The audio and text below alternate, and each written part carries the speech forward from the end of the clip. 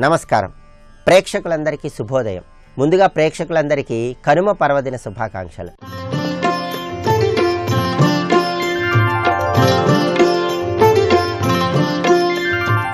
ఈనాటి శుభయోగం శీర్షికన కనుమ పర్వదినం సందర్భంగా ఎటువంటి విధి విధానాలను పాటించాలో, తద్వారా ఎలాంటి ప్రయోజనాలను సిద్ధింపజేసుకోవచ్చో పరిశీలిద్దాం.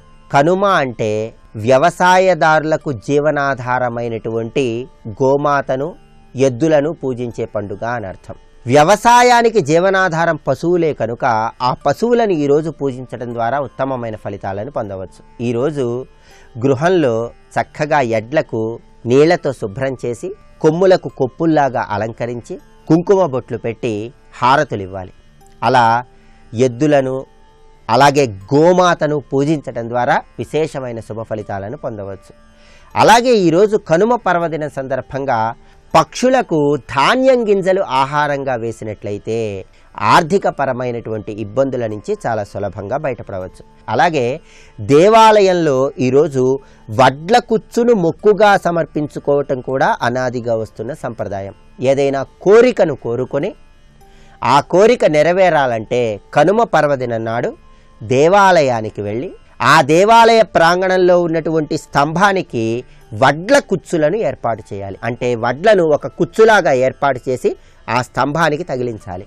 పక్షులు ఆ వడ్ల కుచ్చులో ఎన్ని ఎక్కువ గింజలు తింటే అంతగా శుభ ప్రయోజనాలు కలుగుతాయి. అలాగే మీరు ముందుగానే ఏవైనా మొక్కులు మొక్కుకున్నట్లయితే మీ కోరికలు నెరవేరిన తర్వాత కూడా దేవాలయ ప్రాంగణంలో ఉన్నటువంటి స్తంభాలకు ఈ విధంగా వడ్ల కుచ్చులను ఏర్పాటు చేసినట్లయితే ఉత్తమ ఫలితాలు కలుగుతాయి. అలాగే కనుమ పర్వదినం నాడు పొరి చల్లటానికి విశేషమైన ప్రాధాన్యత ఉంది. పొరి చల్లటం అంటే వ్యవసాయదారులు ఎవరైనా సరే గృహంలో చక్కగా పొంగలిని తయారు చేసుకొని ఆ పొంగల్ని ధాన్యలక్ష్మీదేవికి నివేదించి కుటుంబంలో సభ్యులందరూ కూడా ప్రసాదంగా స్వీకరించాలి.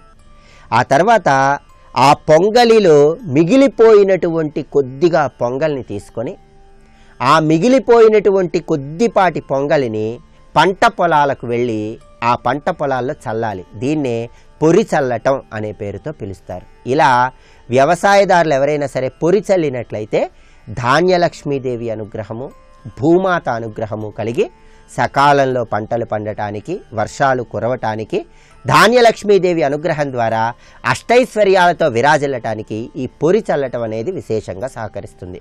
అందువల్ల ప్రధానంగా కనుమ పర్వదినం నాడు వ్యవసాయదారుల పండుగ అయినటువంటి ఈనాడు గోమాతను పూజించటం, గోమాత చుట్టూ ప్రదక్షిణలు చేయటం, గోమాతకు హారతి ఇవ్వటం, అలాగే ఎడ్లను చక్కగా అలంకరించి హారతులు ఇవ్వటం, వడ్ల కుచ్చులను దేవాలయంలో ఏర్పాటు చేయటం, పక్షులకు గింజలు ఆహారంగా వేయటం, దానితో పాటుగా ప్రధానంగా పొంగలి తయారు చేసుకుని ఆ మిగిలినటువంటి పొంగల్ని పంట పొలాల్లో చల్లి పొరి చల్లటం ద్వారా విశేషమైనటువంటి శుభ ఫలితాలను సిద్ధింపజేసుకోవచ్చు. కనుమ నాడు ఈ విధి విధానాలను పాటించినట్లయితే ఉత్తమమైనటువంటి ఫలితాలు కలిగి సకల శుభాలను సిద్ధింపజేసుకోవటానికి ఆస్కారం ఎంతగానో ఉంది. కనుమ తరువాత వచ్చే రోజు అంటే మర్నాడు ముక్కనుమ సందర్భంగా సావిత్రి గౌరీ వ్రతాన్ని ఆచరించినట్లయితే విశేషమైన శుభ ఫలితాలు కలుగుతాయి. రేపటి శుభయోగం శీర్షికన దైనందిన జీవితంలో సకల కార్యసిద్ధికి, విజయలబ్ధికి ఎటువంటి విధి విధానాలు పాటించాలో, తద్వారా ఎలాంటి ప్రయోజనాలు పొందవచ్చో పరిశీలిద్దాం. నమస్కారం.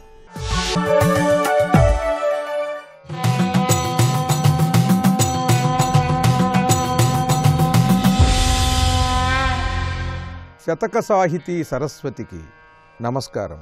భువనములెల్ల గర్భమున పూని వహించిన నిన్ను ఎన్న మానవుడను దుర్బలుండనగు నాకు తరంబే. భవత్ ప్రభావ వైభవముల ఎన్ను శక్తిని కృపామతివై దయసేయుదేని నిన్స్తవమునరించి శాశ్వత కృతజ్ఞుడనయ్యదా భక్తవత్సలా. ఓ పరమాత్మ, సకల భువనములను నీ ఉదరములో ధరించి భరిస్తున్నటువంటి నీ మహాస్వరూపాన్ని నేను ఎలా వర్ణించగలుగుతాను? నేను దర్శించని దాన్ని ఎలా వర్ణించను? అంతటి శక్తి నాకు లేదయ్యా. భువనములెల్ల గర్భమున పూని వహించిన నిన్ను ఎన్న. నీ గురించి చెప్పాలంటే ఏం చెప్పగలను? మానవుడను దుర్బలుండనగు నాకు తరంబే. నా మనస్సుకి అంతటి బలం లేదు. మహాబల సంపన్నుడై ఉండాలి మానసికంగా. నీ యొక్క విశ్వరూపాన్ని నేను ఊహించలేను. సకల భువనములను నీ ఉదరములో నిలుపుకున్నటువంటి ఓ స్వామి, నిన్ను ఎలా వర్ణించగలనయ్యా?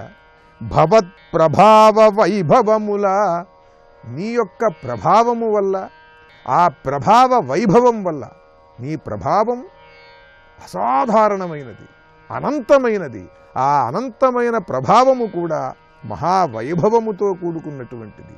అలా అనంత ప్రభావము చూపి ఆ వైభవాన్ని నా వాక్కునకు మనస్సుకు కలిగించినట్లయితే, ఈ మనస్సుతో నిన్ను ఊహించి దర్శించి నా వాక్కుతో కొంత తెలియజేయగలుగుతానయ్యా. భవత్ ప్రభావ వైభవముల ఎన్ను శక్తిని కృపామతివై దయచేయుదేని, నిన్ను వర్ణించగలిగిన నేర్పుని నాకు నువ్వు అనుగ్రహించినట్లయితే, నిన్ స్తవమునరించి శాశ్వత కృతజ్ఞుడనయ్యద భక్తవత్సల, శాశ్వతముగా నీకు నేను కృతజ్ఞతలతో అద్భుతమైన రచన చేసి సమర్పిస్తానయ్యా. నీ భక్తులందరికీ కూడా నీ రూపాన్ని నా పద్య రచనలో ప్రతిష్ఠించి అందరికీ కూడా నేను దర్శింపచేస్తాను. అంతటి శక్తి నాకు లేదు మళ్ళీ, కనుక ఆ శక్తిని నువ్వే నాకు అనుగ్రహించాలి.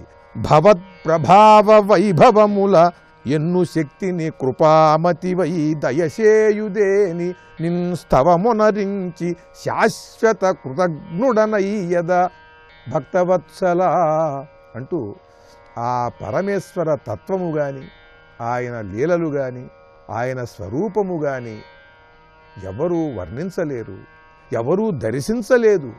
సంపూర్ణముగా ఆయన యొక్క దర్శనం కలిగినది ఎవరికీ లేదు. దాన్ని వర్ణించాలనుకుంటున్న నాకు నువ్వే నీ యొక్క ప్రభావ వైభవంతో ఆ స్థితిని, ఆ వర్ణనా నైపుణ్యాన్ని నాకు ప్రసారం చేసినట్లయితే, శాశ్వత కృతజ్ఞుడనయ్యద, శాశ్వతముగా కృతజ్ఞతతో అద్భుతమైన రచన చేసి నీకు అంకితమిస్తానయ్యా. ఆ విధంగా నా ఆరాధనను తెలియజేస్తాను, నన్ను నేను సమర్పించుకుంటాను అని నిరాడంబరుడై పరమ నిశ్చలమైన భక్తితత్వముతో ఆ పరమేశ్వరుణ్ణి ఆరాధిస్తూ అద్భుతమైన పద్యరచన చేసి గొప్ప శతకాన్ని మనకు అందించిన శతావధానులు, విద్వత్కవులు, శేషాద్రి రమణ కవుల భక్తవత్సల శతకంలోని మరి ఒక పద్యం గురించి రేపు ఉదయం తెలుసుకుందాం. ఓం నమః శివాయ.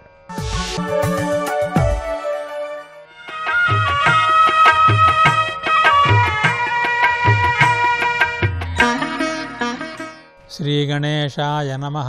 శ్రీసరస్వత్యై నమః. శ్రీపాదవల్లభ నరసింహ సరస్వతి. శ్రీగురుదత్తాత్రేయాయ నమః. శ్రీగణపతి సచ్చిదానంద సద్గురు పాదారవిందాభ్యాం నమో నమః. జయ గురుదత్త. ద్వావేవ న విరాజేతే విపరీతేన కర్మణా గృహస్థశ్చ నిరారంభః కార్యవాంశ్చైవ భిక్షుకః.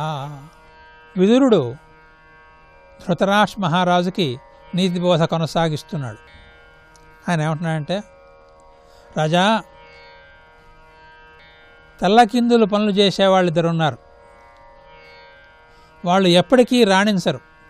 ఎవరా ఇద్దరు అంటే, గృహస్థుడై ఉండి ప్రయత్నరహితంగా ఉండేవాడు, సన్యాసి అయి ఉండి నిత్యము ప్రయత్నాలు చేస్తూ ఉండేవాడు. గృహస్థశ్చ నిరారంభ, గృహస్థుడై ఉండి ఏ రకమైన ప్రయత్నాలు లేకుండా స్తబ్దుగా పడి ఉండటం, ఇదొక పద్ధతి. పిల్లలు పుట్టాక వైరాగ్యం ఉంటారు కొంతమంది. వైరాగ్యం అని బాధ్యతలు తప్పించుకొని ఆ ఊరు ఈ ఊరు తిరుగుతూ ఉంటారు. ఇది బాధ్యత రాహిత్యం తప్పితే వైరాగ్యం కాదు. ఇప్పటిదాకా ఎందుకు చూస్తూ కూర్చున్నావు? వైరాగ్యం ఏదో చిన్నప్పుడే వచ్చి ఉంటే అది బాగుండేది.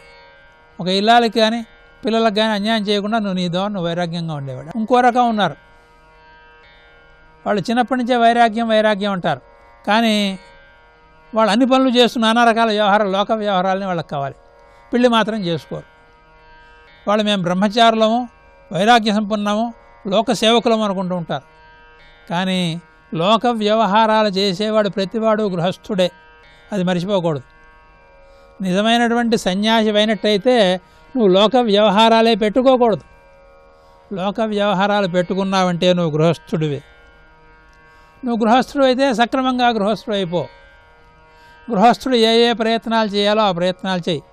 ఉద్యోగం చేయడమో, వ్యాపారం చేయడమో, ధనం సంపాదించడం, తల్లిదండ్రులను పోషించడం, భార్యాపిల్లలను పోషించడం, ఇవన్నీ నీ ప్రయత్నాలు. ఇక కార్యవాంశ్చైవ భిక్షుక అన్నాడు. భిక్షుక అంటే ముష్టివాడు కాదు, సన్యాసి అని అర్థం. ఊరకున్నవాడు ఉత్తమయోగిరా అన్నాడు వేమన. ఊరకే ఉండాలి. ఊరకే ఉండటం ఏమిటి? ఏ ఆలోచన లేకుండా మనస్సుతో కూడా ఊరికే ఉండాలి. చేతులు కాళ్ళు కట్టేసి కూర్చోడం కాదు, మనస్సులో కూడా ఆలోచన లేకుండా ఉంటేనే అది ఊరకే ఉండటం. సన్యాసం అన్నవాడు నేర్చుకోవాల్సింది ఇది.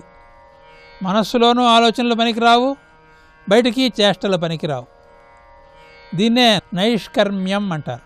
శ్రీకృష్ణ భగవానుడు భగవద్గీతలో నైష్కర్మ్య సిద్ధిం పరమాం సన్యాసేనాధిగచ్చతి అన్నాడు 18వ అధ్యాయంలో. నిష్కర్మత్వాన్ని సాధించాలి. ఆ నిష్కర్మ ద్వారా, నైష్కర్మ్యం అంటే సాక్షాత్ పరబ్రహ్మే, దాన్ని అందుకోవాలి. ఇదే నిజమైన సన్యాసం. ఇటువంటి సన్యాసాన్ని పొందినవాడే నిజమైన సన్యాసి. వాడు ఏ రకమైన ప్రయత్నాలు చేయమన్నా చేయడు.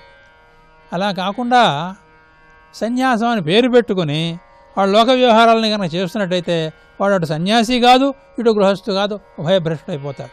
సన్యాసి అయితే మాత్రం వాడు ఎలా ఉండాలి? అకార్యవాన్, ఏ రకమైన లౌకిక వ్యవహారం లేకుండా ఉండాలి. సంపాదిస్తే అటువంటి సన్యాసాన్ని సంపాదించు, లేదా గృహస్థుగా ఉంటే బాధ్యతాయుతమైనటువంటి గార్హస్థాన్ని స్వీకరించు అని హెచ్చరిస్తున్నాడు. ఇది మనందరికీ కూడా అన్వయిస్తుంది. ఈ హెచ్చరికని మనం సరిగా స్వీకరించుకుందాం. జయ గురుదత్త.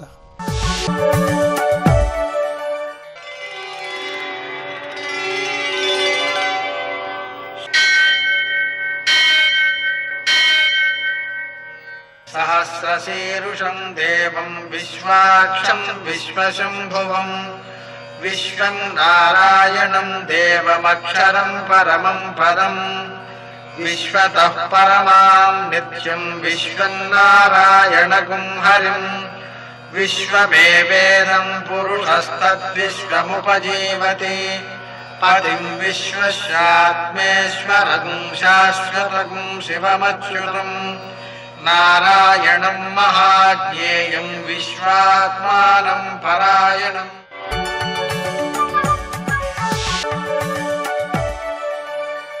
సూర్యశౌర్యమథేందురింద్రపదవీ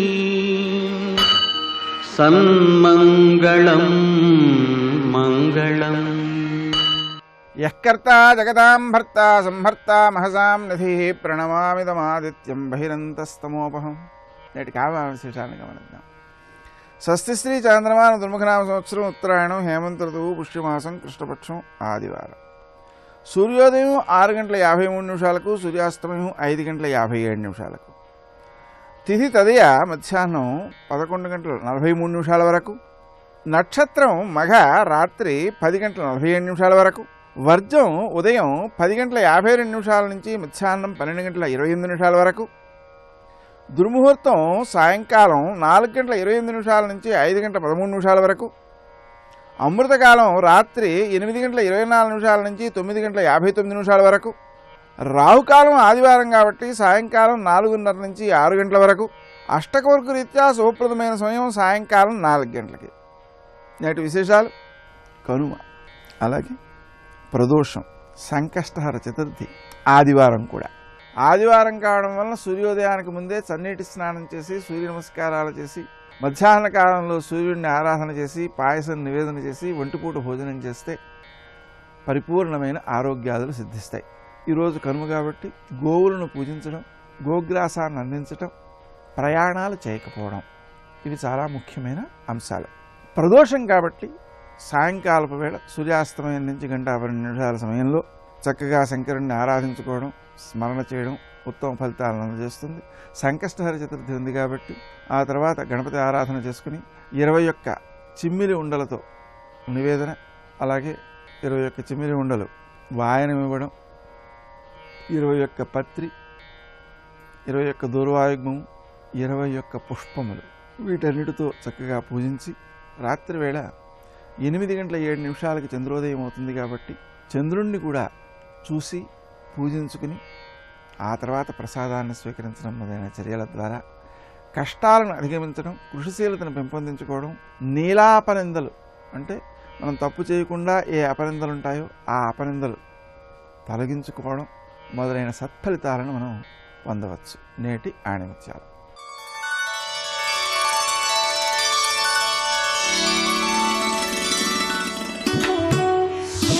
నీడను చూసి భయపడకూడదు. దగ్గరెక్కడో వెలుగుంటేనే నీడ పడుతుందని గుర్తుంచుకోవాలి.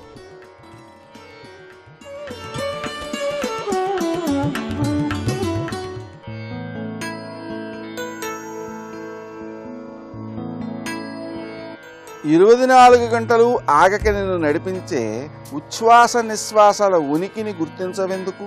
అమృతమయమైన ఆ శ్వాసక్రియని ఆస్వాదించవెందుకు?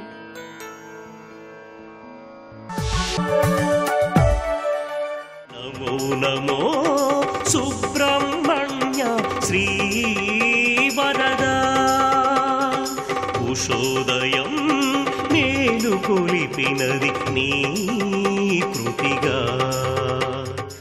ఇక్కడ ఇప్పుడు సుబ్రహ్మణ్యుడిని మనం ఈశ్వర స్థానంలో ఉపాసిస్తున్నాం. కానీ ఈశ్వరుడు అంటే వాడు విష్ణువు కావచ్చు, శివుడు కావచ్చు, ఏదైనా ఈశ్వరుడు అనేటువంటి వాడు ఏదైతే ఉన్నాడో అతన్ని మీరు ఆశ్రయిస్తే ఆయన తొలగించగలడు. ఆయన పని చేస్తున్నాడనే తెలుసుకోవాలి ఇక్కడ. కనుక తొలగించే పద్ధతి ఆయనది ఒకటి, మనకు అర్థం కాదు. ఆయన ఎలా అనుగ్రహిస్తాడో మనకేం తెలుస్తుంది? కనుక ఏ తీరుగునని దయ చూచెదవో ఇనువంశోత్తమ రామ, ఏ తీరుగా ఆయన దయ చూస్తాడో మనకేం అర్థమవుతుంది? ఇక్కడ ఆయన ఆలోచన వేరు, మన ఆలోచన వేరు. పైగా ఆయన చేత కాదని ఎలా అంటాం? ఎందుకంటే అతి భయంకరమైన 3 రాక్షసులను సంహరించావు. ఇక్కడ 3 చూపిస్తున్నాడు. వాళ్ళ నాన్నగారులాగే ఈయన కూడా త్రిపురాసుర సంహారకుడు. ఆయన త్రిపురాసురులు, ఈయన 3 అసురులు. 3 అసురులను సంహరించాడు ఆయన. వాళ్ళ 3 పేర్లు ఇక్కడ చూపిస్తున్నారు.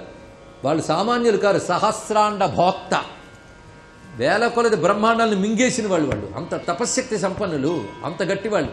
లేకపోతే సమస్త దేవతలు అల్లల్లాడి పారిపోయారంటే దేవతలు పాలన చేసే బ్రహ్మాండాలను మింగేశారు వాళ్ళు. అంటే సహస్రాండ భోక్త త్వయా శూరనామ. ఈ రాక్షసులు గట్టివాడు శూరపద్ముడు, వాడే ఆఖరికి తెచ్చాడు. చూడండి, ఎప్పుడైనా గట్టివాడు ఆఖరికి పోతాడు, రావణాసురుడు లేక.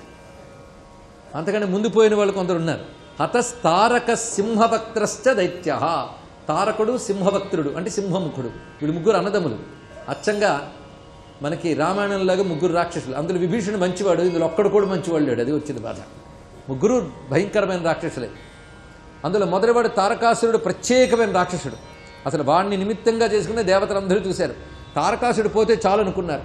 ఎందుకంటే సూరపద్ముడు వాళ్ళు ఎప్పుడు ఇంకా దాడులు చేయలేదు కనుక వాళ్ళ గురించి వీళ్ళు ఆలోచించలేదు దేవతలు. తారకుడే పనిచేశాడు. తారకుడు ఆ పని చేశాడు కనుక వీళ్ళు ఊరుకున్నారు ఇక్కడ. కనుక తారక సంహారం కోసమే శివపార్వతులు కలవాలని తప్పించిపోయారు మొత్తంగా దేవతలందరూ కూడా. శివపార్వతుల కలయిక ఎవరి కోసం? ఇది కూడా ఆలోచించాలి. సుబ్రహ్మణ్యుని కోసమే. అందుకే శివపార్వతుల కళ్యాణమే సుబ్రహ్మణ్యుని కోసం. అందుకే శివపార్వతుల ఏకత్వమే సుబ్రహ్మణ్యుని కోసం. కనుక సుబ్రహ్మణ్యుని ఆరాధనలో శివశక్తుల ఏకత్వం కనబడుతున్నది. లక్ష్యమే అది. ఆ కారణం చేతనే మహోపాసకుడైన కాళిదాస మహాకవి కుమార సంభవం అని పుస్తకం రాశారు.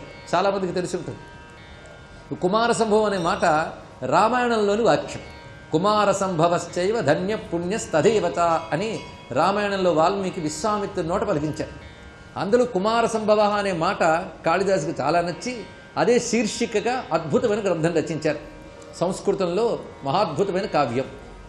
కుమార సంభవం అన్నారు కదా అని కుమారస్వామి పుట్టుక ఎలా ఉంటుందా అని మీరు పుస్తకం చదివితే ఒక్క చోట కూడా కనబడదు. అందులో కుమార సంభవ గాథ లేదు. అందులో ఉన్నదంతా కూడా పార్వతీదేవి తపస్సు, పరమేశ్వరుడు అనుగ్రహించడం, వారికి వివాహం, వివాహానంతరం వారి విహారం, అక్కడితో ఆపేస్తారు. మరి కుమార సంభవం పేరే లేదే. దానితో కొందరు ఏం చేశారంటే ఆయన రాసుంటాడు పోయి ఉంటుంది అనుకున్నారు. మరికొందరు పండితులు వాళ్ళు సొంతంగా రాసి పెట్టారు. సరే, ఎవరి బాధ వాళ్ళది. కానీ కాళిదాసు చాలా చమత్కారం. శివపార్వతుల ఏకత్వం చెప్పి ఆపేశాడు. ఆ ఏకత్వంకి లక్ష్యం ఏంటయ్యా అంటే అప్పుడు టైటిల్ చదువుకోవాలి చివరికి కుమార సంభవం. అందుకు చమత్కారం ఇక్కడ. అది ఆ కుమారుడు వచ్చినది తారకాసుర సంహారం కోసం అక్కడ. కనుకనే తారకుడిని ప్రధానంగా చూపించినప్పటికీ తారకాసురుని సంహరించిన తర్వాత తారకాసురుడి యొక్క పుత్రుడు అసురుడు, అసురేంద్రుడు అని పేరు అతనికి. ఆయన వెళ్ళి తన యొక్క పెదనాన్నగారితో చెప్తే, అంటే సూరపద్ముడితో చెప్తే, అప్పుడు సూరపద్ముడు విజృంభించి క్షణకాలంలో దేవతలందరినీ బంధించాడు మహానుభావుడు. మొత్తానికి శూరపద్ముడు ఎంత భయంకరమైన రాక్షసుడు అంటే ఇంతకాలం మౌనంగా ఉన్నాడు గనక ఎవరికి తెలియలేదు, కానీ వాడు విజృంభణ తారకుడిని మించిపోయింది. ఆ శూరపద్ముడి దగ్గర సింహముఖుడు ఉన్నాడు. ఇక పుత్రులు భానుగోపుడు మొదలైన వారు పరివారం అంతా వేరే. హిరణ్యుడు అని మరొక ఆయన ఉన్నాడు. ఇలాంటి వాళ్ళందరూ పుత్రులు పరివారాలు, కానీ ప్రధానంగా వీరు ముగ్గురే. అది ముగ్గురు పేర్లే రాశారు చూడండి ఇక్కడ. శూరనామ హతస్తారక సింహవక్త్రశ్చ దైత్య. శంకరులు ముగ్గురిని చూపిస్తున్నాడు ఇక్కడ. ఈ ముగ్గురు గురించే స్కంద పురాణంలో శంకర సంహిత అనే భాగంలో ఈ గాథంతా ఉంది. శూరపద్ముని సంహరించడం ఇత్యాదులన్నీ కూడా అందులో కనబడతాయి. ఈ శంకర సంహితలోని గాథని తమిళంలో కాశీయప్ప శివాచార్య అనే ఆయన కాంచీపురంలో తమిళంలో రచించారు. ఈ కందర్ పురాణం అక్కడ పారాయణగా చేసుకుంటుంటారు తమిళనాట. అందులో ఈ గాథంతా చెప్పబడుతూ ఉంటుంది ఇక్కడ. కానీ సంస్కృత గ్రంథంలో స్కంద పురాణంలో శంకర సంహితలో ఇది కనబడుతోంది అని చెప్తారు పెద్దలు. ఈ ముగ్గురి సంహారం చేసే నీకు నా లోపల ఉన్న ఒక్క క్లేశాన్ని తొలగించిన ఎంతో చెప్పు. నువ్వే కాదంటే నేను ఎవరి దగ్గరికి వెళ్తానన్నాడు. ఎందుకంటే సర్వసమర్థుడే కాదన్నాక ఇంకెవరు చేస్తారండి? అలాగే సర్వసమర్థుడైన నువ్వే కాదంటే కింకరోమి క్వయామి, ఏం చేస్తాను, ఎక్కడికి వెళ్తాను. ఇది కూడా అనన్య శరణాగతిని తెలియజేస్తుంది. నువ్వు తప్ప నాకు మరొక అన్యము లేదు అనే భావం ఇక్కడ కనబడుతుంది. మరొక గతి లేదయ్యా అని కానీ గట్టిగా పట్టుకున్నామనుకోండి తప్పకుండా అనుగ్రహిస్తాడు. కానీ అన్యథా శరణన్నాస్త అనే భావం ఈ శ్లోకం ద్వారా వ్యక్తపరుస్తున్నారు. కానీ భక్తి యొక్క స్వభావం ఎలా ఉంటుందనేది మనం గమనిస్తున్నాం. అయితే ఈ భయంకరమైన శూరపద్ముని సంహరించడం వీటి గురించి తెలియజేస్తూ దేవతలకు కూడా తరము కాని వాడిని సంహరించావని త్యాగయ్యే కీర్తించారు. మరొక కీర్తనలో గొప్పగా చెప్తారు. వరసిఖి వాహన వారిజలోచన కురుషం తనుజిత కుసుమ శరాయుత. ఇది కూడా త్యాగయ్య కీర్తన సంస్కృతంలో. కురుషం, శం అనే దాన్ని చెయ్యవయ్యా అని అడిగారు. శం అంటే సుఖము శుభము శాంతి. దాన్ని కురు, దాన్ని మాకు కలిగించు. తనుజిత కుసుమ శరాయుత, 10,000 మన్మథులనైనా శరీర సౌందర్యంతో ఓడించే సుబ్రహ్మణ్య. మళ్ళీ ఆయన సౌందర్యాన్ని ప్రస్తావన చేస్తూ శరజ భవాంబుద వాహనాది సురనుత పాద సుగుణ కుమార తారకాసుర పద్మాసుర తూలదహన భూధర సుతానందన ధీర శ్రీ రఘువీర భాగినే యాప్తమందార గుణాకర త్యాగరాజార్చిత. ఆయనకు రాముడు అంటే ఇష్టం కనుక రాముడి సోదరికి కుమారుడైన సుబ్రహ్మణ్య అన్నారు ఇక్కడ. అంటే అమ్మవారు రామ సహోదరి కదా, రాజరాజేశ్వరి రామ సహోదరి. అందుకే రామ సహోదరి కుమారుడు అయినటువంటి స్వామి, నీకు తారకాసురుడు శూరపద్ముడు ఎటువంటి వారంటే తారక శూర పద్మాసుర తూలదహన. చాలా గొప్ప మాట వేశాడు. నీకంత అయ్యే వాళ్ళు బయట వాళ్ళకి అంత పెద్దగా రాక్షసులకు కనబడ్డారు, కానీ వాళ్ళు నీ ముందు దూది కొండలు లాంటి వాళ్ళు అన్నాడు. దూదికొండ చూడడానికి అంత కనబడుతుంది, ఒక్క నిప్పురవ్వ చాలు తగలబెట్టడానికి. నువ్వా అగ్నిపుత్రుడు, అగ్నిస్వరూపుడువు. అవి చూస్తే దూది కొండలు కనుక స్వామి వాటిని అంత తేలిగ్గా కొట్టివేసే నీకు నా క్లేశం ఎంతటిదయ్యా అన్నారు. ఇక్కడ నుంచి క్లేశనాశకుడిగా రోగనాశకుడిగా సుబ్రహ్మణ్యుని చూపించడం జరుగుతున్నది. అహం సర్వదా దుఃఖభారావసన్నో భవాన్ దీనబంధుస్త్వధన్యం నయాచే భవద్భక్తిరోధం సదా క్లుప్తబాధం మమాధిన్ ధృతం నాశయో మా సుతత్వం. ఇందులో రోగం పోగొట్టమని అడగడం కనబడుతున్నది. శంకర భగవత్పాదుల వారు గోకర్ణంలో ఉండగా ఒకానొక ఉదర వ్యాధి వచ్చిందని, అది కూడా ఒకానొక ప్రయోగం వల్ల వచ్చిందని. ప్రారంధాన్ని అనుభవిస్తాడు జ్ఞాని కనుక అనుభవిస్తున్నాడు, కానీ తనవాడు అలా బాధపడుతుంటే స్వామి ఊరుకోడు. అందుకు శివుడు ప్రేరణ చేసి తిరుచెందూరు క్షేత్రానికి వెళ్ళమని ఒక అదృశ్యవాక్కు వినబడింది. దానితో శంకరులు ఈ క్షేత్రానికి చేరుకుని స్వామిని స్తుతించి కీర్తించారు. దానితో ఆయనకి ఆ రోగం పోయింది అని. నిజానికి స్వామివారికి రోగం రావడం అంటే పోవడం ఏంటి అంటే, మనకేవైనా రోగాలు ఉంటే పోవడానికి, చదువుకోవడానికి కావలసిన, గ్రంథం రాయడానికి కావలసినటువంటి సరంజామా ఈశ్వరుడు తయారు చేశాడు. ఇది తెలుసుకోవాల్సింది. సర్వాభీష్ట ప్రదాయకుడైన సుబ్రహ్మణ్యునికి నమస్కరిస్తూ స్వస్తి. ఆదిదేవ నమస్తుభ్యం ప్రసీద మమ భాస్కర దివాకర నమస్తుభ్యం ప్రభాకర నమోస్తుతే సప్తాస్వరథమారూఢం ప్రచండం కశ్యపాత్మజం. ఒకానొకప్పుడు హయగ్రీవుడి దగ్గర లలితా సహస్రనామ స్తోత్రాన్ని ఉపదేశం పొంది పరదేవతని ఉపాసన చేసి అనుగ్రహాన్ని పొందినటువంటి మహాపురుషుడు అగస్త్యుడు. రామచంద్రమూర్తికి మహోపకారం చేసినటువంటి వాడు అగస్త్యుడు. శ్రీవేంకటేశ్వరావతారం వచ్చినప్పుడు వెంకటేశ్వరుడు పద్మావతీ పరిణయం చేసుకున్న తర్వాత కొండనెక్కడానికి బయలుదేరుతుంటే కొత్తగా పెళ్ళైన వాడు 6 నెలల పాటు కొండ ఎక్కకూడదని 6 నెలలు తన వద్ద ఉండమని కొండ కింద అగస్త్య మహర్షి యొక్క ఆశ్రమంలో 6 నెలలు వెంకటేశ్వరుణ్ణి పద్మావతీదేవిని తన దగ్గర ఉంచుకున్న కారణం చేత కళ్యాణ వెంకటేశ్వరుడి దేవాలయం వచ్చేటట్టుగా తన దగ్గర నివాసం చేయించి శ్రీనివాసుడికి 6 నెలల ఆతిథ్యం ఇచ్చిన మహానుభావుడు అగస్త్య మహర్షి. పార్వతీ కళ్యాణ ఘట్టంలో భూమి ఒక పక్కకి ఒరిగిపోతుంటే తాను వచ్చి భూమిని నిలబెట్టినటువంటి పరమ శివభక్తుడు. కాశీపట్టణంలో ఆయన యొక్క అనుబంధం, ఆయన యొక్క సంతోషం అనన్యమైనటువంటి రీతిలో వర్ణింపబడతాయి. అంత గొప్ప శివభక్తుడు. అలాగే రామావతారం దగ్గరికి వచ్చేటప్పటికీ ప్రత్యేకంగా అసలు శ్రీరామాయణంలో రామచంద్రమూర్తి యొక్క అవతార ప్రయోజనం నెరవేరడానికి రాముని యొక్క భవిష్యత్తు జీవితంలో వచ్చేటటువంటి సందర్భములను లెక్క కట్టి దానికి కావలసిన పునాది వేసినటువంటి వాడే అగస్త్య మహర్షి. బాలకాండలో కనపడడు, ఆ తర్వాత అయోధ్యకాండలో కనపడడు, అరణ్యకాండలో కనపడతాడు. అరణ్యకాండలో కనపడినటువంటి అగస్త్య మహర్షి అనన్య సాధ్యమైనటువంటి కార్యాన్ని నిర్వర్తించాడు. అగస్త్యుడి పేరు చెప్తే రాముడు పరవశించిపోతాడు. సీతారాములు కళ్యాణం అయిన తర్వాత అగస్త్య మహర్షి గురించి చెప్పిన, ఆయన పేరెత్తిన ఆదిత్య హృదయం గురించి ఒక్కసారి చెప్పుకుంటున్నారన్న విషయం వాళ్ళకి తెలిసి ఎంత పారవస్యాన్ని పొందుతారో. రాముడికి అగస్త్య మహర్షి అంటే అంత సంతోషం. రామాయణం మొత్తం మీద రాముడు నాకు ఇది కావాలి అని కోరుకున్నట్లుగా మనకెక్కడా కనపడదు. రాముడు కోరుకున్నది ఏది అంటే ధర్మం ఒక్కటే. నాకు ధర్మం కావాలి అని అడిగినవాడు, ధర్మానుష్ఠానము చేత సంతోషమును పొందినవాడు రాముడు. ఆయన ఎప్పుడూ ధర్మం తప్పలేదు కనుక ఆయనకు అసలు దుఃఖించవలసినటువంటి అవసరమే కలగలేదు. అంతటి మహాపురుషుడైనటువంటి రాముడి యొక్క జీవితంలో ఆయన కోరుకున్న కోరిక ఏమిటి అంటే, సుతీక్షణ మహర్షి యొక్క దర్శనం అయిన తరువాత అరణ్యకాండలో ఒక మాట అడిగాడు.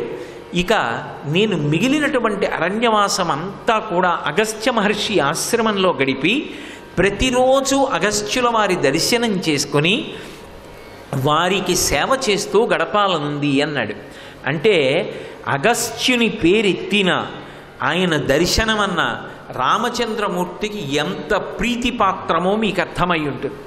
అసలు ఆయన ఆ రామచంద్రమూర్తి అగస్త్య మహర్షి యొక్క ఆశ్రమంలోకి ప్రవేశించినటువంటి సందర్భాన్ని వాల్మీకి మహర్షి అంత అద్భుతంగా వర్ణిస్తారు. అక్కడ అనేక మంది దేవతలు తాము వచ్చి అగస్త్యుణ్ణి సేవిస్తూ ఉంటారు. ఏ ఏ దేవతకి ఆయా స్థానం ఉంటుంది, ఆయా స్థానముల యందుండి అగస్త్యుణ్ణి సేవిస్తారు. మీరు రామాయణం చదివితే అగస్త్య మహర్షి యొక్క ఆశ్రమానికి సంబంధించి ఒక విశేషం కనపడుతుంది. అసత్యాన్ని పలికేటటువంటి వాడు కానీ, క్రూరమైనటువంటి స్వభావం ఉన్నవాడు కానీ, పరులను హింసించాలనేటటువంటి లక్షణం ఉన్నవాడు కానీ, కపట బుద్ధి కలిగినటువంటి వాడు కానీ ఆ ఆశ్రమంలో ప్రవేశిస్తే వెంటనే మరణిస్తాడు. అంత తేజోవంతమ ఆశ్రమం. దేవతలు వచ్చి అగస్త్య దర్శనం చేస్తారు అంటే ఆయన యొక్క దర్శనం కోసం వాళ్ళు ఎదురు చూడడానికి స్థానాలున్నాయి అంటే అగస్త్య మహర్షి యొక్క వైభవం ఏమిటో అర్థమవుతుంది. అంతటి మహానుభావుడు. అటువంటి అగస్త్యుడు అగ్నిశాలలో ఉండగా రాముడు అగస్త్య మహర్షి యొక్క శిష్యుని చేత కబురు చేశాడు. దశరథ మహారాజు యొక్క కుమారుడైన రామచంద్రమూర్తి భార్యాసహితుడై సోదరుడితో కలిసి వచ్చి మహర్షి యొక్క దర్శనాన్ని కోరుకుంటున్నాడని చెప్పమని. ఆ శిష్యుడు వెళ్ళి అగ్నిశాలలో ఉన్న మహర్షికి చెప్పాడు, సీతారామలక్ష్మణులు వచ్చారని. వెంటనే అగస్త్యుడన్నాడు, నేను కూడా ఎప్పటి నుంచో అనుకుంటున్నా రాముడు ఒక్కసారి వస్తే బాగుండని. అంటే ఏదో ఉంది, కేవలం చూడ్డం కాదు. ఎక్కడా ఎవరూ పైకి మాట్లాడరు. రామాయణంలో అదొక వైచిత్రి. మహానుభావులు భూత భవిష్యత్ వర్తమాన కాలములు తెలిసిన్నవారు ఎవ్వరూ రామాయణంలో రామా నువ్వు విష్ణువువి, నువ్వు రావణ సంహారానికి వచ్చావు అని మాట్లాడరు. ఎందుకు మాట్లాడరు అంటే ఒకవేళ ఎవరైనా అలా మాట్లాడితే వెంటనే రాముడు అంటాడు, నేను అలా అనుకోవట్లేదు, దశరథం మన్యే, నేను దశరథ మహారాజు గారి కొడుకుని, సామాన్యమైన మనుష్యుణ్ణి అనుకుంటున్నాను అంటాడు. అందుకే ఎవ్వరూ రాముడితో నువ్వు సాక్షాత్తు శ్రీమన్నారాయణుడు అని చెప్పరు. కానీ రాముని యొక్క అవతారం ఎందుకొచ్చిందో తెలిసున్నటువంటి వాడు, భూత భవిష్యత్ వర్తమాన కాలములు తెలిసున్నవాడు. అప్పటికి 14 ఏళ్ల అరణ్యవాసంలో చాలా కాలం జరిగిపోయింది. రావణాసుర సంహారం జరగాలి. దానికి ఏవేవి కావాలో తెలిసున్నవాడు అగస్త్యుడొక్కడే. అందుకే ఆయన అగ్నిశాలలో కూర్చుని శిష్యుడొచ్చి చెప్తే ఒక మాట అన్నాడు, నేను రాముణ్ణి చూడాలని ఈ మధ్య అనుకుంటున్నాను, ఒకసారి వస్తే బాగుండనుకున్నాను. ఆయన స్థాయి చూడండి. రాముడు వచ్చాడు, చాలా సంతోషం. రాముడు నా దగ్గరకు రావడానికి వేచి ఉండేటట్టుగా చేసిన వాడెవరు? రాముడు రాగానే నా వద్దకు ప్రవేశపెట్టవద్దా, ఆయన ఎందుకు ఎదురు చూసేటట్టు చేశావు అని అడిగాడు శిష్యుణ్ణి. అని తానే బయలుదేరి బయటికి వచ్చాడు. వెంటనే రాముడు లక్ష్మణస్వామితో అంటాడు, రామాయణం చదివితే పెద్దలు నడిచి వస్తున్నప్పుడు ఎలా బ్రతకాలో, మనసులో ఎటువంటి భావనలు రావాలో అర్థమవుతుంది. వెంటనే సీతాలక్ష్మణుల వంక తిరిగి అంటాడు, రాశీభూతమైన తపస్సు, రాశీభూతమైన తేజస్సు నడిచి వస్తోంది. ఆ మహానుభావుడి పాదముల వంక చూడండి, మానసికంగా పాదములను తలపైన ధరించండి. అటువంటి మహాపురుషుడి రాక చాలు ఎంతో గొప్పదంటాడు. ఆయన నడిచి వచ్చి కూర్చుని ధర్మం చెప్తాడు. ఎంత గొప్ప ధర్మం మాట్లాడతాడో, వానప్రస్థు ధర్మం. ధర్మాన్ని చెప్పి అర్ఘ్యపాద్యాదులిచ్చి మాలికలిచ్చి సీతారాముల వంక చూసి, లోకంలో సీత వంటి సాధ్వి ఎక్కడో తప్ప ఉండరు. భర్త ఇంత కష్టాల్లో ఉన్న అనుగమించి అరణ్యానికి వచ్చింది. అమ్మా, అందరూ స్త్రీల వంటి దానివి కావమ్మా, నువ్వు సాధుమూర్తివి అని పొగిడి, సీతమ్మ బాగా అలసిపోయినట్టున్నావు, రామ అలసిపోయినట్టున్నావు, వెళ్ళి మీరు విశ్రాంతి తీసుకోండి, ఆశ్రమంలో ఉండండి అన్నాడు. అన్న మహర్షి మళ్ళీ మాట మార్చారు. రాముడు అన్నాడు, నాకు ఏకాంతంగా మనసు ప్రశాంతంగా ఒకే విషయం మీద నిలబెట్టడానికి యోగ్యమైన ప్రదేశాన్ని చెప్పండి అని అడిగాడు. అసలు రామాయణంలో ఆ ఆశ్రమాలు, ఆ ఋషులు, వాళ్ళ వైభవం, వాళ్ళ తపస్సు, వాళ్ళ శక్తి చదవాలి. అబ్బా, అటువంటి జాతికి కదా మనం వారసులం అనిపిస్తుంది. అటువంటి అగస్త్యుడు ఒక్కసారి ఆలోచించాడు. ఆలోచించి ఆయన ధ్యాతా ముహూర్తం ధర్మాత్మా ధీరో ధీరతరం వచః అన్నారు మహర్షి. ఇక్కడుండండి అన్నవాడు మళ్ళీ ఒక్క క్షణం కళ్ళు మూసుకుని ఆలోచించి రాముడితో అన్నాడు, రామ ఇక్కడ ఉండండి అన్నాను కదూ, వద్దు, మీరు ఇక్కడ ఉండకండి. ఇక్కడ నుంచి ఇదిగో ఫలానా ఫలానా దారిలో వెడితే ఆ పర్వత శిఖరం ఎక్కి దాన్ని మించి చూస్తే పంచవటి కనపడుతుంది. పంచవటి నిర్మానుష్యంగా ఉంటుంది. అదేమిటి అలా చెప్పచ్చా? వాళ్ళు సీతారాములు లక్ష్మణస్వామి ఉండాలి. ఆయన ఏమని అడిగాడు? నా మనసు ప్రశాంతంగా ఏకాగ్రతతో ఉండే ప్రదేశం కావాలని అడిగాడు. దానికి తగిన ప్రదేశంలా చెప్తున్నాడు. మనుష్య సంచారం ఉంటే ఏకాగ్రత కోల్పోతావు అన్నట్టుగా వినపడుతోంది. అక్కడ మనుష్య సంచారం ఉండదు, గోదావరి తీరం ఉంటుంది, దుష్టమైనటువంటి సర్పములు తిరుగుతూ ఉంటాయి, అనేకమైనటువంటి ఫలపుష్పములతో ఉంటుంది. రామ, నువ్వు సీతమ్మ ఉండడానికి అది అనువైన ప్రదేశం. సర్వం శ్రీ ఉమామహేశ్వర పరబ్రహ్మార్పణమస్తు. స్వస్తి.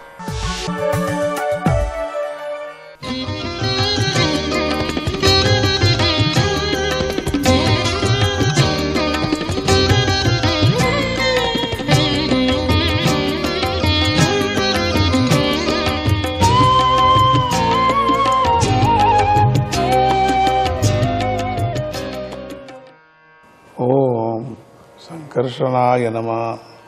ఈ రాజసూయ మహాయజ్ఞ సమయంలో శైదీదేశపు రాజు అయినటువంటి శిశుపాలుడు వాసుదేవుడిలో లీనమయ్యాడు ప్రాణాలు పోయిన తర్వాత. ఈ అద్భుతం చూసి ప్రతి ఒక్కరికి ఆశ్చర్యం అయిపోయింది. ధర్మరాజు కూడా ఆ మనస్సులో ఆశ్చర్యంతో నిండిపోయింది మనస్సు. ఎన్ని కష్టంగా మాట్లాడాడు. ఆ సమయంలో ఆ యజ్ఞశాలలో నారద మహర్షి కూడా కూర్చొని ఉన్నాడు. ఇతర మహర్షులందరూ వింటూ ఉండగా ధర్మరాజు నారద మహర్షిని ఇలా ప్రశ్నించాడు, ఆహా, ఇదంతా ఆశ్చర్యంగా ఉంది. దేశపు రాజు అయినటువంటి శిశుపాలుడు ఎంతగానో ద్వేషించి కూడా వాసుదేవ పరబ్రహ్మంలో లీనమయ్యాడు.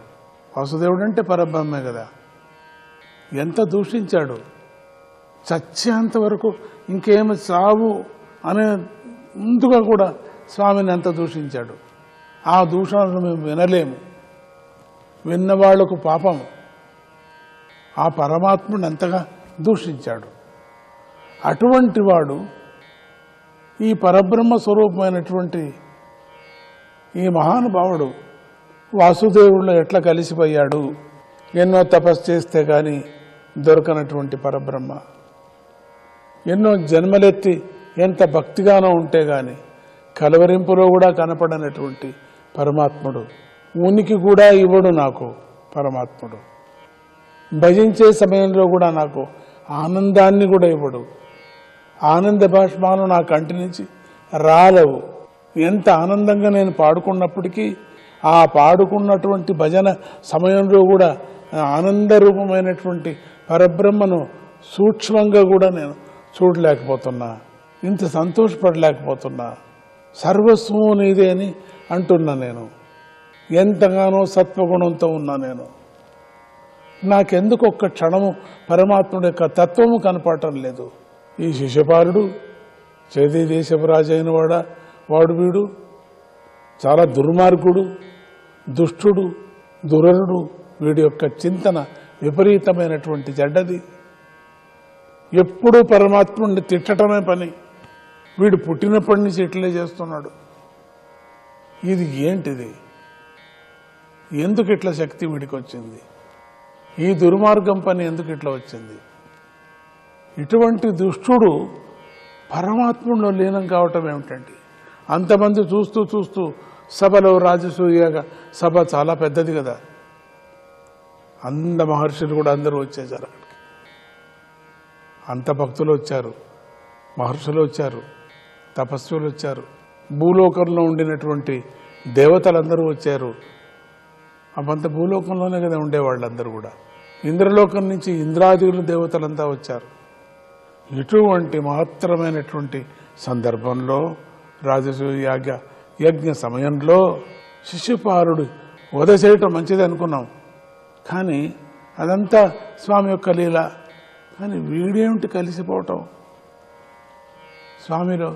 స్వామి శత్రువు కదా. అసలు ఆయన ఎట్లా కలుపుకున్నాడు? వీడెట్లా కలిశాడు? ఇంత ద్వేషించినా కూడా మనకు అనిపిస్తుంది కదా, ద్వేషంతో పరమాత్ముడి దగ్గర పోవచ్చని. ఏది నువ్వు ద్వేషం చేయండి చూస్తావు, మన చేత కాదు. మనం అట్లా కాలేదు, మనకు ఎప్పటికీ కాలేదు. ఎందుకు? దేవుడు నీకేం చేయలేదు కదా. ఎన్ని ముక్కుకున్నావు, ఎన్ని ఆలయాలకు వెళ్ళావు నువ్వు, వదిలేదు ఈ రోజు నుంచి అంటే వదలరు వాళ్ళు. అర్థం లేదు, వదలటానికి వీల్లేదు. ఏదో ఒక్కరోజు కోపంగా ఉంటానేమో అంతేగాని నా స్వామి నేను వదలను. నీకేం చేశాడు? చిన్నప్పటి నుంచి నువ్వు ఆయన భక్తుడే కదా. నీకేం చేశాడు? నాకేం చేశాడా? ఆయనలో భక్తి ఉండేటట్టు చేశాడు, అంతే చాలు నాకు. అవును, ఏమొచ్చింది నీకు? దుఃఖమే వచ్చింది కదా. ఏమని? ఆ భక్తి ప్రసాదం దుఃఖము అనుభవిస్తాను, అంతే కదా. ఇంత మొండి భక్తి చాలామందికి ఉంటుంది. చాలామంది దిగజారిపోతారు. కానీ ఎంత ద్వేషించి కూడా ఆ పరబ్రహ్మలో లీనమయ్యాడు. ఈ భాగ్యము ఏకాంత భక్తులకు కూడా దక్కదు. ఎవరికీ దక్కదు ఇది, ఈ అదృష్టం. శిశుపాలుడే నువ్వు అయిపోతావేమో కానీ నీకు దక్కదు. ఏదో శిశుపాలుడు రాగా తిట్టితే మోక్షం వస్తుందేమని చెప్పి ఈ రోజు నుంచి తిట్టడం కాదు దేవుణ్ణి. ఎందుకంటే శిశుపాలుడికి మోక్షం ఇచ్చాడు కదా, అందుకని నాకు కూడా ఇస్తాడేమోని. నీకు ఎక్కడిస్తాడు? ఇంకా 10 జన్మలు ఇచ్చి కష్టం ఇచ్చేస్తూ ఉంటాడు. మార్పు అనేది లేదు. అప్పుడు మా నారద మహర్షి అడుగుతున్నాడు, ఓ మహర్షి, మేమందరము ఈ విషయాన్ని తెలుసుకోవాలని అనుకుంటున్నాం. అసలు నాదొక్కటిదే కాదు ఇది, ఈ సందేహం నాదొక్కటిది కాదు, ఇక్కడ ఉండే వాళ్ళందరిది కూడా ఈ సందేహం మమ్మల్ని పీడిస్తూ ఉన్నది. ఇంత దుర్మార్గుడు, తమోగుణంతో ఉండినవాడు, రజోగుణంతో ఉండినవాడు, వీడిని ముఖమే చూడకూడదు, చూస్తే పాపం వస్తుంది. అటువంటి వాడిని మీరు చేర్చుకున్నారు. ఏంటిది? భగవంతుణ్ణి నిందించిన వేణుణ్ణి కూడా వేదవేత్తలు నరకంలో పడేశారు కదా. వేణుడి యొక్క కథ ఉంది కదా. ఆయన చాలా పెద్ద మంచివాడే. వేదవేత్తలైనటువంటి వాళ్ళందరూ కూడా నిందించినటువంటి ఈ వేణుణ్ణి, ఆయన చాలా పెద్ద కథ ఉంది, నరకంలో పడేశారు కదా. అటువంటప్పుడు దమఘోషుడి పుత్రుడైనటువంటి శిశుపాలుడు కూడా పాపాత్ముడు కదా. ముద్దు మాటలు మాట్లాడేటువంటి వయస్సు నుండి ఈనాటి వరకు గోవిందుడిపై కోపం కలిగి ఉన్నాడు. మాటలు వచ్చినప్పటి నుంచి శిశుపాలుడికి అసలు ఆ గోవిందుణ్ణి, ఆ శ్రీహరిని, ఆ కృష్ణుణ్ణి, ఆ పరబ్రహ్మ స్వరూపుణ్ణి తిట్టటమే పని అయిపోయింది కూడా. అటువంటి వాడికి ఏమిటి మోక్షము? అటువంటి వాడి ఎందుకు ఈ కడుపులో పెట్టేసుకున్నాడు? అలాగే చెడు బుద్ధి గలవాడైనటువంటి దంతవక్త్రుడు కూడా ఆయనపై ద్వేషంతో ఉన్నాడు కదా. శ్రీ మహావిష్ణువు అవినాశి, పరబ్రహ్మ, ఆయనే శ్రీకృష్ణుడు. ఆయనను నిరంతరము ద్వేషిస్తూ నిందించే వారిద్దరూ అంధకారమయమైనటువంటి నరకంలో పడి ఉండాలి కదా. ఈ దంతవక్త్రుడు కూడా, శిశుపాలుడు కూడా, ఇద్దరు కూడా వీళ్ళంతా నరకంలో ఉండాలి కదా. ఆ నరకంలో వీళ్ళు చక్రవర్తుల్లాగా ఉండాలి కదా అనుభవిస్తూ. ఇది ఏంటిది? స్వామి కడుపులో చేరుకున్నారు. అలా కాక కనీసం వారి నాలుకపై తెల్లని మచ్చ కూడా పడలేదు. భగవంతుడి స్వరూపాన్ని పొందటం దుర్లభం కదా. అటువంటిది వీరిద్దరూ కూడా అందరూ చూస్తూ ఉండగా భగవంతుడిలో ఐక్యమయ్యారు. దంతవక్త్రుడు, శిశుపాలుడు. వీళ్ళిద్దరికీ నరకలోకం అనుకున్నాం మేమంతా. ఇంత నింద చేస్తున్నారు. ఒకడు యుద్ధానికే వచ్చేశాడు, ఇంకోటి నింద చేస్తున్నాడు. మేమెవరూ ఏమీ చేయలేకపోయాం. అటువంటి వీడు ఎట్లా స్వామి కడుపులో దూరాడు అని ఒక ప్రశ్న సాధ్యమైంది అని అడిగారట. మళ్ళీ చెప్తామా? అంతా అధోక్షజారూపమైనటువంటి స్వామి అంటే శ్రీకృష్ణుడు లీల అపారమైంది. శ్రీకృష్ణార్పణమస్తు.